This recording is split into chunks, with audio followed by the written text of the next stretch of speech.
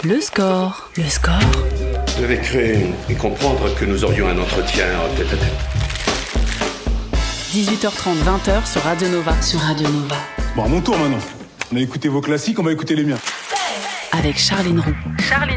Et bienvenue dans le score sur Nova. Et c'est là que j'annonce normalement et vaillamment l'émission qui sélectionne soigneusement une bande originale pour un invité. Mais autant vous dire que là, c'est non, en fait. C'est même pas reculer devant l'effort, c'est tout simplement épargner aux oreilles les plus résistantes. Pourtant, une forme de torture auditive allant de Mano à Laurie, en passant par David Charvet. Alors, ça n'enlève rien au plaisir de se livrer à une sorte de fête des voisins, en recevant un humoriste, comédien, activiste, patron de bande, auteur, encoreman, vous notez que j'ai pas mis mélomane dans la liste, et doté d'un certain don de prescience pour vous donner toute l'étendue de son acuité. Sachez que son tout premier spectacle avait été titré Annulé. Il sévit chaque dimanche sur cette vénérable antenne dans la dernière et s'apprête à publier avec Swan Périssé Bouffon, point d'exclamation et au pluriel, aux éditions du Faubourg, collection Dialogue, sorti le 11 avril. Un livre sous-titré L'humour est-il un sport de combat? Spoiler, oui. J'accueille donc un athlète. Bonjour Guillaume Laurie. À la fin de la présentation est vraiment bien. Un athlète, bien sûr. Après, j'ai senti un peu de dénigrement, Charline, sur Laurie, David Charvet. Je pense que c'est une méconnaissance de votre part. Should I leave or should I stay? Est-ce qu'on se voit ou est-ce qu'on se tutoie? On se tutoie, ok. Non, on fait pas style, ça exclut l'auditeur. Je tutoie des gens que je ne connais pas sur cette antenne, moi, donc je peux te tutoyer. Complètement d'accord avec toi. Voilà. Est-ce que tu as fait bon voyage depuis le 5e étage? Oui, l'ascenseur est très agréable, les locaux sont très spacieux. T'es plutôt cantoche ou ticket resto? C'est vraiment les conversations de bureau. Plutôt petit resto du quartier, parce que là où on est, il y a plein de petits restos de quartier. Ouais, c'est ça. Et on a la chance d'avoir un réalisateur qui s'appelle Malo Williams, qui est un excellent réalisateur et un excellent critique culinaire. Et qui est abonné au fooding, donc a priori. Voilà, ouais. C'est ça, il connaît tous les bons plans. Au moment de poser la question rituelle de cette émission, je ne vous cache pas que l'angoisse m'étreint. Je la connais. Quelle place prend la musique dans ton quotidien? Alors, je m'étais préparé à cette question, bien évidemment. Il se trouve que j'ai été chanteur de rock. Oui, tu étais musicien au sein de The Disruptives. Au sein des Disruptives, le premier et le seul groupe connu à ce jour de rock macroniste. Donc c'était du rock en marche. Donc j'ai été une vedette du rock. Donc je sais ce que c'est, la place de la musique, elle est centrale dans ma vie. Ouais. Il y a eu un moment où sur ma page Wikipédia, c'était marqué chanteur. Et ça, c'est un peu chic. Et ça, je trouve c'est un peu chic. Donc j'ai fait une capture d'écran, ça a disparu depuis. Je sais pas qui est le fourbe qui a enlevé ça, ou quelle est la personne plutôt bien renseignée qui a enlevé ça. Pierre-Emmanuel Barré. Possiblement. Ouais. Possiblement. Donc voilà, non, la place de la musique, c'est vrai que j'écoute un peu tout ce qui me passe dans les oreilles. Non, je suis assez curieux. Je suis très très peu connaisseur. J'ai vraiment une culture assez merdique, pour pas dire basique. Mais j'en fais, par exemple. J'ai une guitare, hop, amène-moi un feu de bois, et c'est parti. C'est Seul quoi, sur le sable, rock sur voisine. l'eau. Chaud quand même. Le score sur Radio Nova. Guillaume, tu publieras donc le 11 avril Bouffon, pluriel, point d'exclamation, conversation avec Swan Périssé. C'est pas un livre de recettes. Non, c'est un livre comme ça, qui interroge la place de l'humour et des humoristes. Qu'est-ce que tu y mets, toi, dans ce mot bouffon? Est-ce que tu y vois une insulte ou une noble profession? Non, j'y vois une noble profession. J'avais même écrit un livre sur Triboulet, qui était le bouffon de François Ier. Un poste ambivalent, on va dire, le poste de bouffon, parce qu'il est à la fois celui qui est censé dire la vérité de manière satirique et sarcastique avec des petites blagounettes, et à la fois celui qui est un petit peu autorisé par le pouvoir à dire ses vérités. Donc il y a un espèce de truc où t'es un rebelle, mais c'est parce qu'il y a un gars qui t'a autorisé à être un rebelle, ce qui annule un petit peu la première prémisse. Donc c'est une zone de flou, mais que j'aime bien arpenter, que j'arpente depuis un petit moment. À France Inter, c'était ça. Aujourd'hui, on me pose tout le temps la question. On me dit, tu bosses sous la direction. Enfin, la radio appartient à un banquier d'affaires. Donc, oui, évidemment. Elle appartient pas à moi-même. Donc, on est toujours, Pas encore. Pas encore. Bien sûr, on a un petit projet chacha, mais on va pas réveiller tous aux auditeurs comme ça. Dans la discussion introductive, Swan parle de ceci. Je suis vraiment nulle. Oh, arrête. Je suis un boulet. En fait... ce qui va pas, c'est que tu te focalises que sur ce qui va mal. Il y a toujours moyen de voir les choses du bon côté, de positiver. Oui, positiver. Mais je sais pas comment on fait. D'accord. Eh bien, essaie de penser à ce qui te fait rire. Tu te rappelles le film rigolo avec le chien qui meurt? Vice versa, film d'animation qui, dans son premier volet, parle de la place importante de la tristesse. Toi, ton mécanisme, c'est de faire cohabiter le tragique et le rire depuis tout le temps. Mais parce que pour moi, c'est pas antinomique. Ouais. Enfin, c'est un peu ce qu'on dit au C'est début pas de une l'entretien. cohabitation, donc du coup, Ouais, pour c'est pas toi, une c'est vraiment un cohabitation. truc très naturel. Ça va avec, mais parce que dans la vie, c'est comme ça. Enfin, on ne sépare pas. On a tendance parfois à séparer, par exemple, le sérieux ou la connaissance et la rigolade. Alors que moi, je considère qu'on est des mammifères et qu'on apprend en s'amusant, comme les petits lions, par exemple, dans la savane. Hein, ils vont pas s'enfermer 8 heures par jour dans une salle de classe. Ils apprennent en s'amusant, en pratiquant, etc., etc. Donc, j'ai toujours eu ce truc-là. Et puis, oui, de toute façon, il y a plein de moments tragiques où on est pris de sursauts de rigolade. Il y a justement, il y a des moments où il y a une telle tension que la libération de la tension, elle passe par le rire. Oh, pardon, j'ai un peu mais intellectualisé la chose. Je te demandais de rassurer la cynique, pessimiste que je suis. T'as quand même des moments de découragement, j'imagine. Non, pas tant. La tristesse prend jamais mais non, pas sur le alors j'ai reste. pas de moment de découragement ni de désespoir parce que j'ai pas d'espoir. J'ai enlevé l'espoir de l'équation. Ça me remet sur des rails. Non, mais je dis, ça sert à rien d'avoir de l'espoir. Je sais pas, il y a un truc un peu lénifiant dans l'espoir. C'est comme dans le bonheur. Il y a un truc un peu chiant, développement personnel, t'as envie de crever. Oui, puis c'est une croyance. Ouais, il y a une espèce de... on espère que... Ouais, c'est ça, ouais. Alors que j'aime bien le désir, par exemple. Je trouve ça un petit peu plus constructif et un peu plus moteur. On a envie de passer à l'action. Il y a quelque chose qui met en mouvement. Enfin, bon, voilà, c'est marrant. C'est peut-être une petite bagarre sémantique à la con. Non, mais c'est intéressant. Mais voilà, moi, je conseille aux gens d'enlever l'espoir de leur vie, de l'équation. Il y a certaines plaisanteries qu'il faut s'interdire au nom de la morale. C'est dans l'orateur idéal de Cicéron. C'est la première citation du livre. Qui est con, ce Cicéron. La morale tu devrais l'inviter. Je crois qu'il n'est pas dispo. Ouais, il répond plus au téléphone, il a la grosse tête en plus. La morale étant une notion aussi élastique qu'un slip d'Émeric, comment est-ce qu'on navigue en eau forcément trouble ? Faut aimer ça, faut aimer les eaux troubles, faut aimer la tempête, faut pas avoir peur du vent contraire, je pense.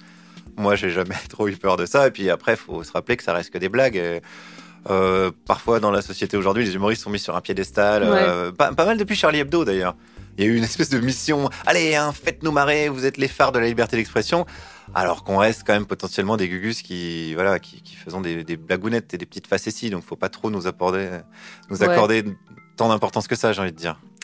Swan Périssé dit, pour moi, c'est pas uniquement de l'esprit, l'humour, c'est beaucoup de rythme, c'est très musical. Est-ce que ça veut dire que quelqu'un qui a des goûts musicaux douteux a aussi un sens de l'humour douteux ?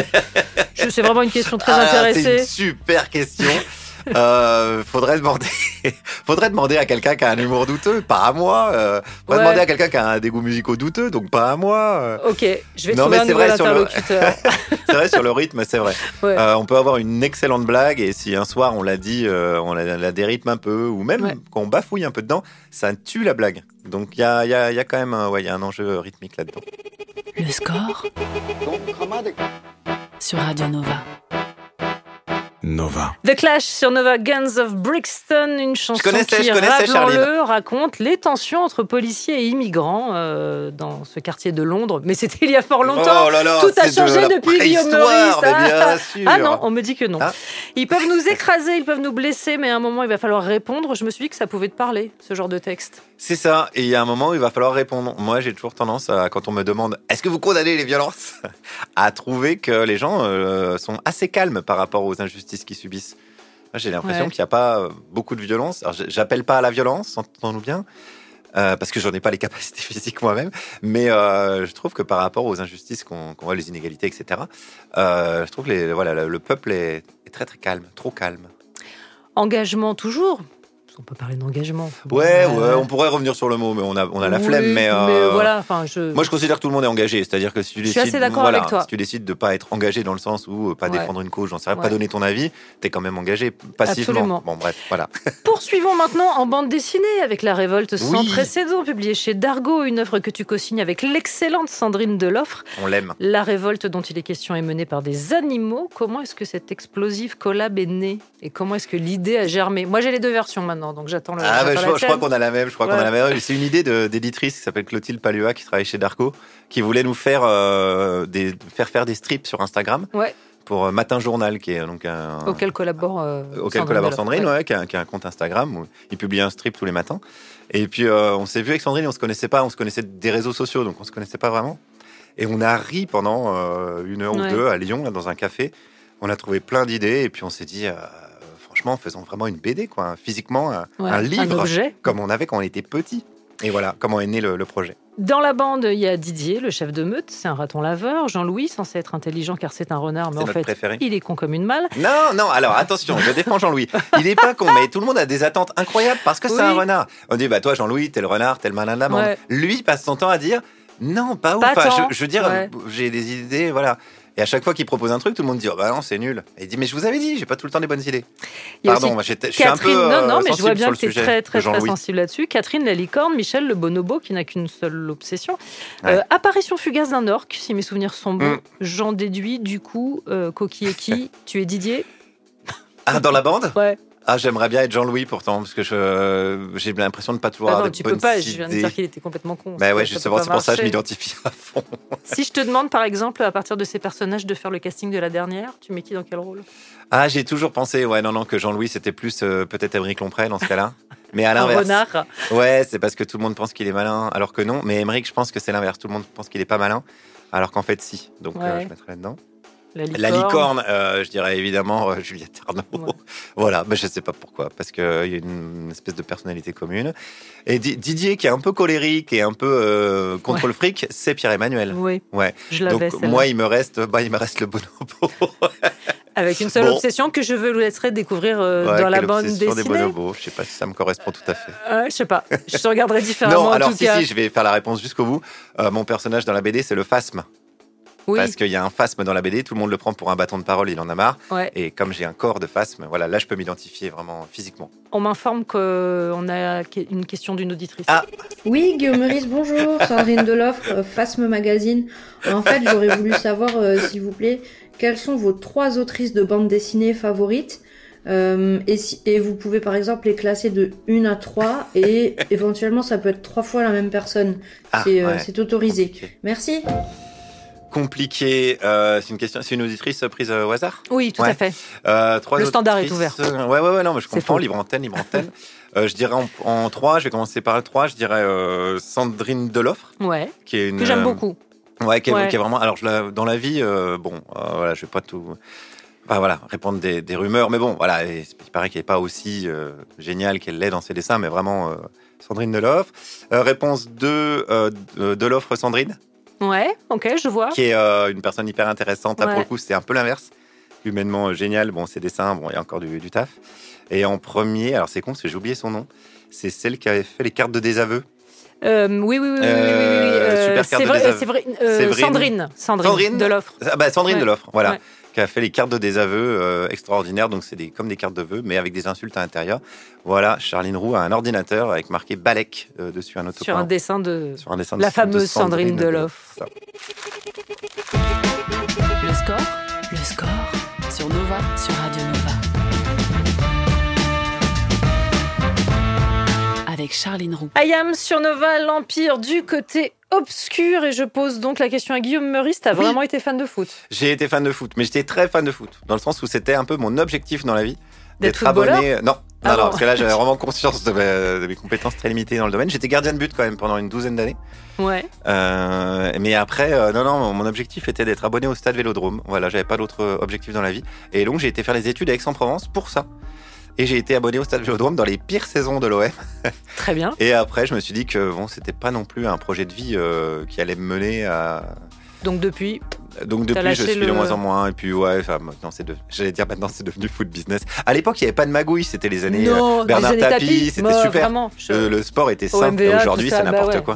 Trop de c'était- fric. ouais. L'argent pourrit les gens. C'était mieux avant.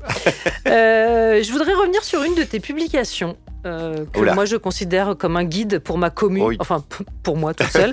Petit éloge de la médiocrité, Ah c'est oui. aux éditions Les Pérégrines. Moi ça m'a rappelé mes cours de latin où on m'avait appris aurea mediocritas d'Horace. C'est une condition ouais, moyenne, ouais. gage de tranquillité, doit être préférée à tout. Exact. Oui, ouais, Comment ouais. est-ce que toi t'as adhéré à cette idée? Bah un peu parce qu'on me l'a dit. Le livre, il part d'un mail que je reçois d'un mec qui me dit vous êtes nul, vous êtes pire que nul, vous êtes médiocre. Et j'aime Ouais. bien répondre aux gens qui m'aiment pas. Et là, j'essayais de répondre, puis je lui ai dit mais en fait, il a raison. Je suis médiocre. Puis après, en fouillant un peu, je me suis dit bah si je suis médiocre, il n'y a pas de raison que d'autres personnes soient pas médiocres. Et je me suis rendu compte qu'on était tous médiocres. Ouais. Mais parce qu'individuellement, on est des animaux pas très habiles. On court pas vite, on sait pas bien nager, on sait pas voler. Tu nous laisses à poil dans la forêt pendant un quart d'heure, on est décédé. Et donc la seule force qu'on a, c'est de faire de ce qu'on est en train de faire, de créer des liens les uns avec les autres. C'est vraiment notre super pouvoir, c'est que ça. Donc individuellement, oui, on est médiocre. Donc je voulais rendre hommage à notre médiocrité et qu'on arrête de se mettre la pression. Alors pour éviter de faire un livre de développement personnel, parce que ça peut vite fait finir comme ça, j'ai voulu faire un livre de développement collectif. Ton modèle de médiocrité? Oh bah. Faut une égérie, hein. Chaque concept, une égérie. Ouais, mais c'est ça, mais la personne va mal le prendre si je dis ça. Bah, j'ai envie de te dire Charlie Chaplin. Parce que Charlie Chaplin, qui est dans le bouquin, tout le monde pense que c'est un génie, mais le gars passait sa vie à refaire les prises. Enfin, il était même connu pour ça. Donc, c'est juste un gars qui était très obsessionnel, hein, on est d'accord là-dessus. Mais c'était pas un mec qui était facile, quoi. C'était pas un mec qui arrivait et tout se passait très très bien. C'était pas donc un génie. C'était pas un mec même. Talentueux, ça veut rien dire. Enfin, non, mais tout le monde est talentueux. Donc, je veux dire, le mot, il est mort. Mais voilà, je dirais, je veux être médiocre comme Charlie Chaplin. C'est mon ambition. Comme tu n'as finalement que très peu d'activités, on va pas se mentir, tu seras sur scène demain à Grand Annecy avec l'astrophysicien Éric Lagadec pour Vers l'infini, mais pas au-delà. C'est complet pour demain, mais j'annonce néanmoins Tarbes le 24 mai ou encore la Scala à Paris du 3 au 7 juin. Une exploration de l'univers et de la bêtise humaine. C'est bien ça. Du coup, j'imagine que c'est très très long comme spectacle. c'est infini, c'est vraiment le principe du spectacle. C'est ça, ouais, on a eu cette idée-là avec Éric Lagadec, donc qui est vraiment astrophysicien, c'est son métier. On est parti d'une phrase qui est attribuée à Einstein, qui dit il y a deux infinis, l'univers et la connerie humaine. Et encore pour l'univers, je suis pas certain. Petite blague qui est attribuée à Einstein, c'est une source de sources qui le cite. Et donc Eric développe l'infini de l'univers et moi je développe l'infini de la connerie. Et on se croise parce que lui parle un peu des conneries qui ont été faites en astrophysique, des erreurs de calcul ou ce genre de choses. Et moi je fais un peu de sciences sociales avec des effets, les biais de surconfiance, j'explique un peu tout ça. Donc on rigole bien et on apprend des choses. Est-ce que si on entre dans un trou noir, on peut retrouver la dignité de Manuel Valls ? Fin de citation. Est-il exact que c'est le ciment de ton histoire avec Éric Lagadec ? Oui, on a vite commencé à faire des blagues. Oui. Puis lui m'a répondu, je sais plus quoi, la prison de la santé avec les Balkany, l'attraction, etc. Donc on a tout de suite bien rigolé. Il faut savoir que donc Éric fait des conférences aussi. Avant moi, je veux dire, il faisait des conférences et des conférences qui étaient déjà assez drôles.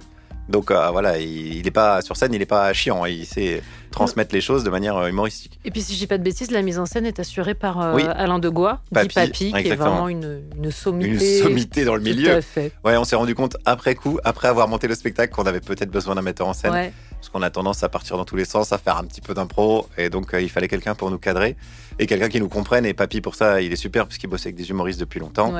Donc il sait bien parler à ces étranges créatures qu'on est. Donc il nous a bien servi. Ah, je me permets de te couper. Qu'est-ce qui se passe ? On me fait signe, apparemment il y a une autre question d'auditrice. Oui, Guillaume Meurice, bonjour. Sandrine Deloffre, Chien de droite magazine. J'aurais voulu savoir, maintenant que vous êtes un professionnel de la bande dessinée, comme on peut dire également du 9e art, soit dit en passant, est-ce que vous connaissez des termes techniques de bande dessinée ? Est-ce que vous pourriez nous en apprendre quelques-uns, par exemple 2 ou 3, voire non, 2 c'est bien. Merci. J'écoute. Tout à fait, puisqu'en travaillant avec cette fameuse Sandrine Deloffre, dont on n'a pas encore parlé, je crois, depuis le début de l'émission. Je ne sais pas de qui il s'agit. Bref, j'apprends des termes techniques de bande dessinée, car je suis, maintenant on peut le dire, scénariste de bande dessinée. Tout à fait. Donc je peux vous parler d'un crayonné. Parce que des fois, Sandrine me dit j'ai fini le crayonné. Et moi, au départ, je dis super, je sais pas quoi faire de cette information. Et t'as débordé ou pas ? Et donc, non, c'est une sorte de brouillon, c'est la première version. On a comme un storyboard au cinéma, on va dire. Un petit cabochon. Un cabochon. Allez, vas-y. Très, très mignon. C'est le petit truc qui ponctue les épisodes. Donc, ça peut être une petite. Comme Franquin, il avait un peu sa signature là, dans Gaston Lagaffe. Nous, on signe, je crois, Sandrine et Guillaume. Enfin, il y a un petit motif qui revient. Voilà. Quel érudit de la bande dessinée. Contrat rempli. J'en tousse. Le score sur Radio Nova. Solar sur Nova, victime de la mode, un titre habilement choisi pour Guillaume Meurice, puisque tes camarades de jeu de la dernière saluent régulièrement ton look. Il me semblait que la règle était pourtant claire, pas les habits, pas les mamans. Normalement oui, mais ils ne respectent rien. Non, mais il faut dire que j'ai pas de goût vestimentaire. C'est-à-dire que j'ai une absence de goût vestimentaire. Je ne sais pas te dire si quelqu'un est bien habillé ou pas. Je ne sais pas, j'imagine que tu es bien habillé. Alors la réponse est non. J'en sais rien. En fait. Ça, je ne sais pas en fait. Je ne saurais pas dire. Parlons donc de la dernière quand même. Oui, allons-y. Ce rôle de MC, Tu t'y es bien habitué, parce qu'au fil des ans, avec tout ce que tu as dit sur les patrons, ça fait quoi de passer de l'autre côté? Patron de gauche, c'est les pires, ouais. Et ouais, c'est pas désagréable. Non, mais j'avais déjà un peu l'expérience de ça, parce que j'ai eu quelques troupes de théâtre. Ouais. Donc je savais que gérer un collectif, c'était vraiment T'as même fait de la mise en scène, d'ailleurs. Ouais, j'ai fait de la mise en scène aussi. Non, mais c'est un rôle que j'aime bien. Parce que oui, alors c'est 90% d'humain et 10% d'éditorial, quoi. Faut être un peu attentif à ce qu'il n'y ait pas trop de tension les uns avec les autres, etc. Mais bon, là, je travaille quand même avec des copains, donc on se connaît depuis longtemps. Normalement, voilà, on a de la complicité. Mais bon, voilà, faut un peu être, voilà, pas laisser en fait la clé. Si vous voulez un conseil, les futurs managers. Non, mais c'est de jamais rien laisser passer. Ne pas se dire qu'un petit problème va passer tout seul. Faut le régler, sinon dans 2 ou 3 ans, ça va péter. Ouais, mais tu m'avais dit ça. Il y a 3 ans, t'as fait ça, tu te rappelles. Voilà. Donc, dès qu'il y a la moindre tension, on dit bon, attendez, on en parle et puis en 20 secondes, c'est terminé. Comme on est que tous les deux, tu peux me dire qui est ton préféré? Dans la bande? Ouais. Malo, réalisateur. Ouais. Sans lui, il y a rien qui se fait. Et c'est un mec qui sait tout faire. Enfin, j'ai travaillé un petit peu sur le service public audiovisuel à France Inter, et là, il fait tout seul le rôle de 4 personnes à France Inter. Il serait temps de virer des gens là-bas. Non, il serait temps d'embaucher à Nova, pardon, excusez-moi.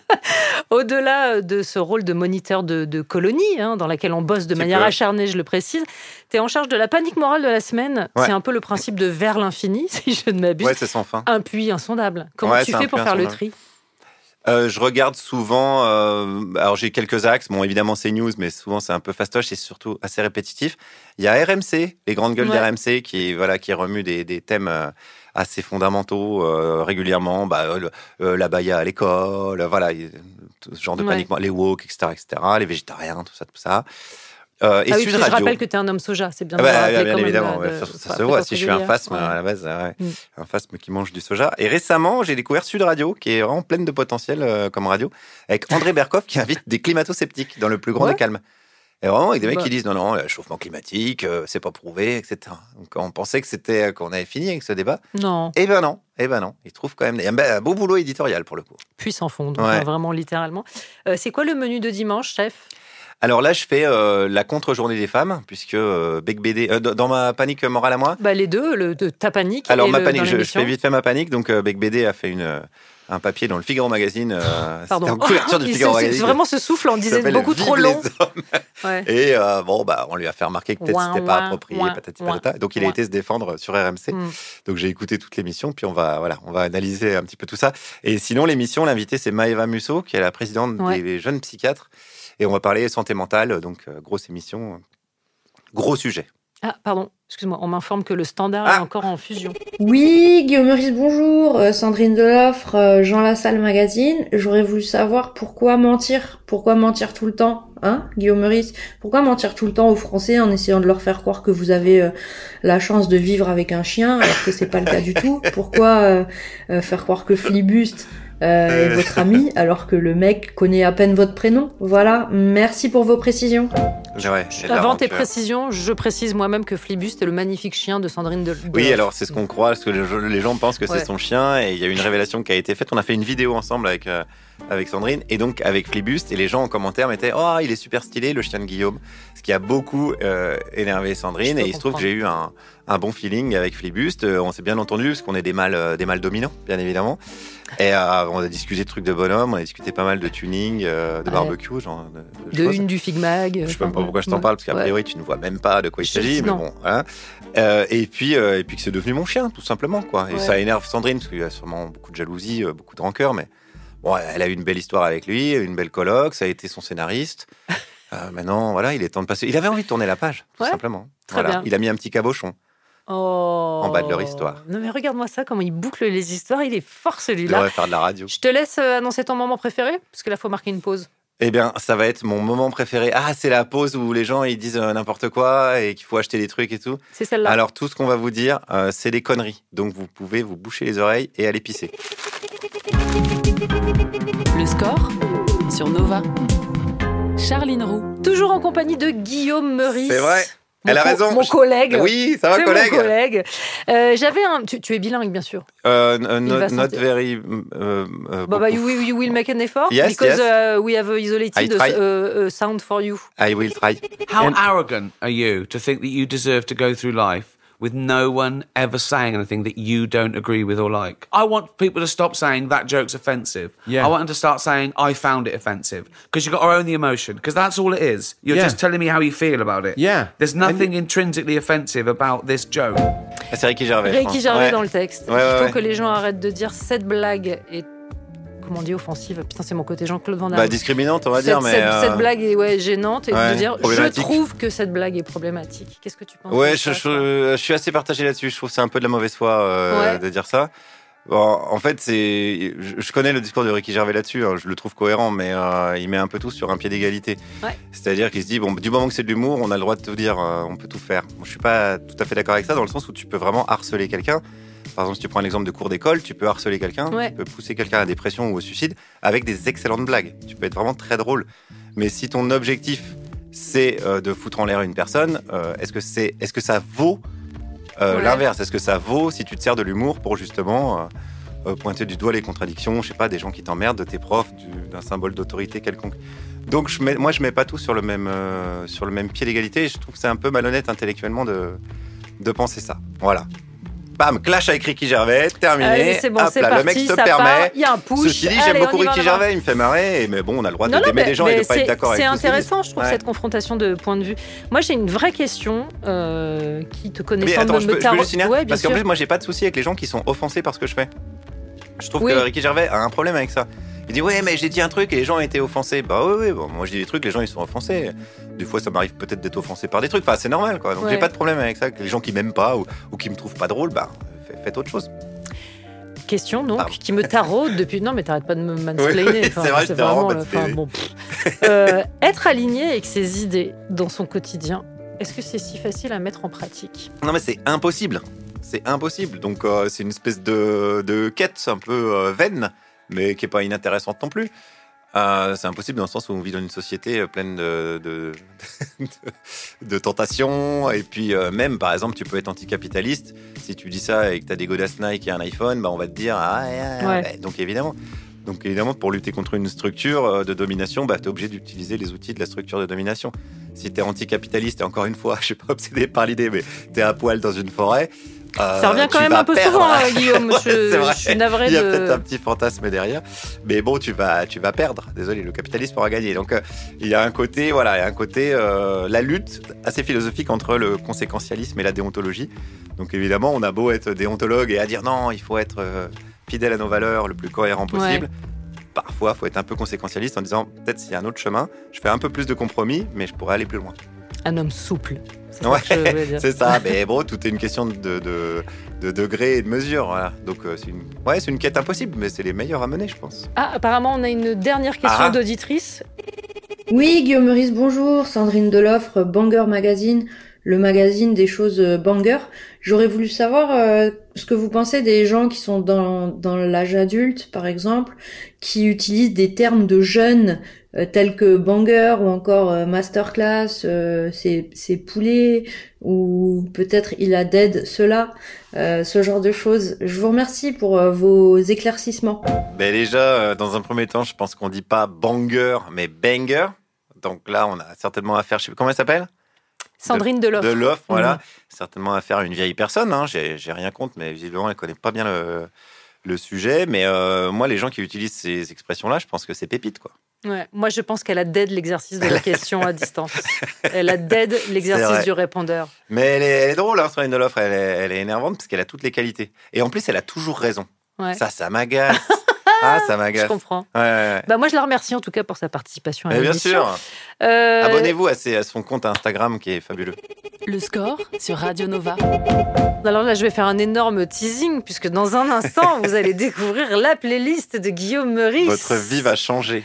Ah bah là, c'est... Sachez que j'ai été contraint hein, parce qu'il faut que je prenne les titres. Ce sont les playlists de Nova. Voilà, donc non, désolé pour ce qui va suivre. Il n'y en avait pas de prime de risque là-dessus. Donc il n'y aura pas David Charvet. Voilà, je préfère dire aux gens tout de suite. Ce qui va les faire rester. de fait, je pense. Possible, mais potentiellement. Je pense que tu connais mal l'œuvre No de David offense. Il y a une autre épreuve avant d'écouter ta playlist, comme si c'était une épreuve. C'est l'épreuve qui fait peur aux invités. Ouais, en fait, pas vrai. Et c'est vraiment une légende que j'essaye d'instaurer, mais ça ne marche pas. Je comprends pourquoi ça peut faire peur. Parce qu'il faut répondre du tac au tac. Il faut répondre du tac au tac, et souvent, après on se barre de l'émission, on dit on est j'aurais dans dû le métro. dire ça. Ouais, on est comme des cons. Bah, tu feras des messages, je les diffuserai demain. Voilà. Si jamais tu as des regrets. Ah, bah oui, c'est vrai en fait. Alors, est-ce que tu es prêt? Ouais, je suis prêt. Mais j'ai peur, t'as raison, ça fait peur. C'est à cause de la musique. C'est la musique de pression.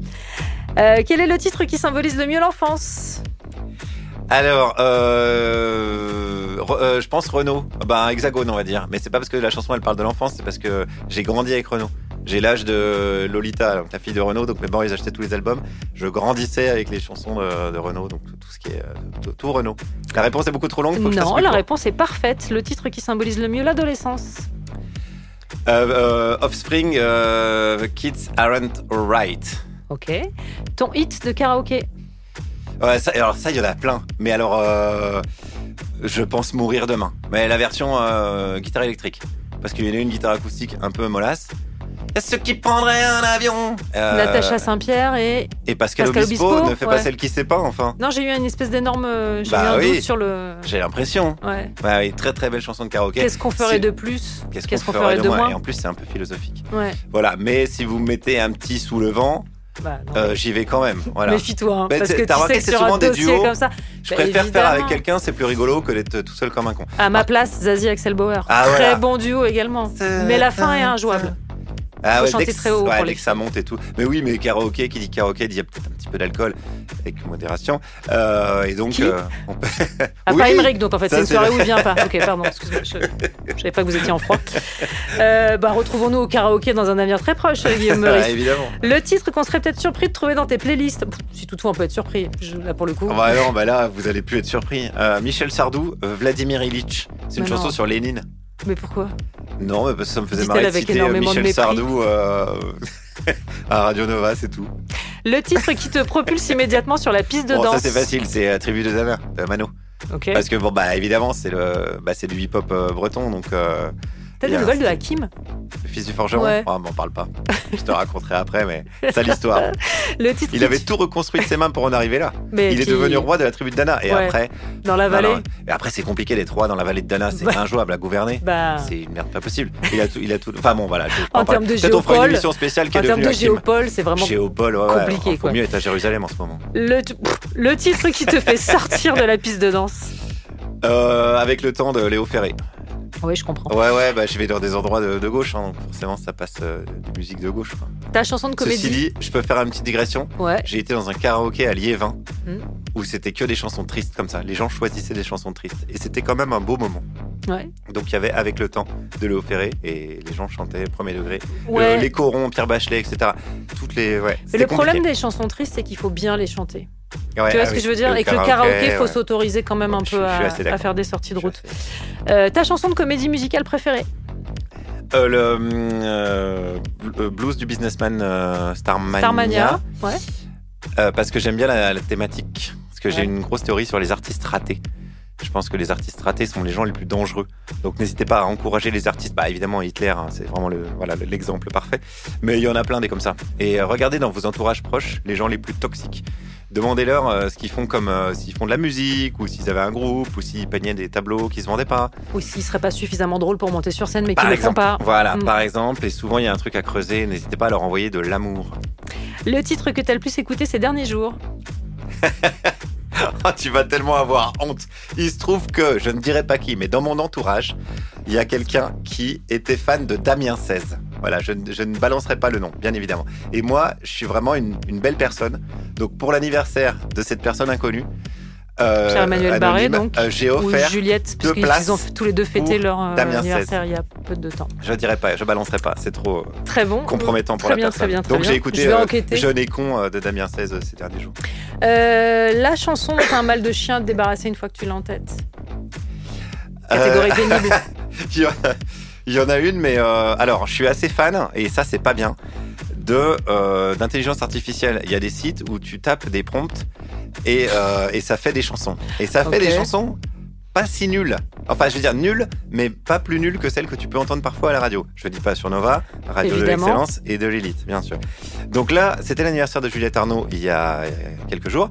Et avec Ramzi Assadi, rédacteur en chef de l'émission La Dernière, on a fait une chanson qui s'appelle Joyeux anniversaire Juliette et qui reste dans la tête. Et on n'arrivait pas à la sortir de la tête. Joyeux anniversaire Juliette, dans les étoiles en fête. J'avais dit que c'était pas très bien. J'espère qu'elle vous a mis des coups de pied pour et ça.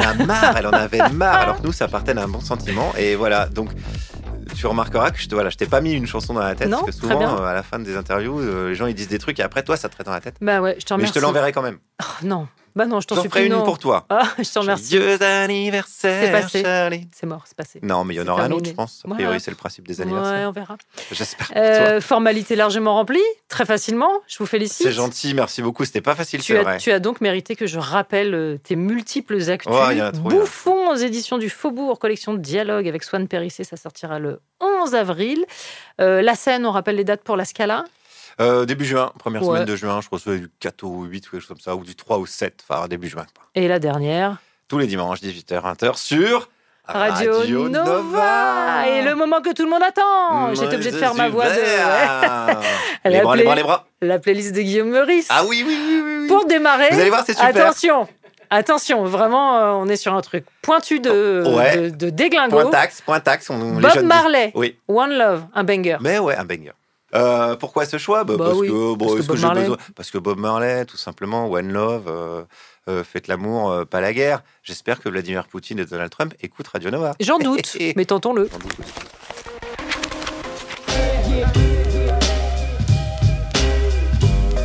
Le score sur Radio Nova. À retrouver en podcast sur nova.fr.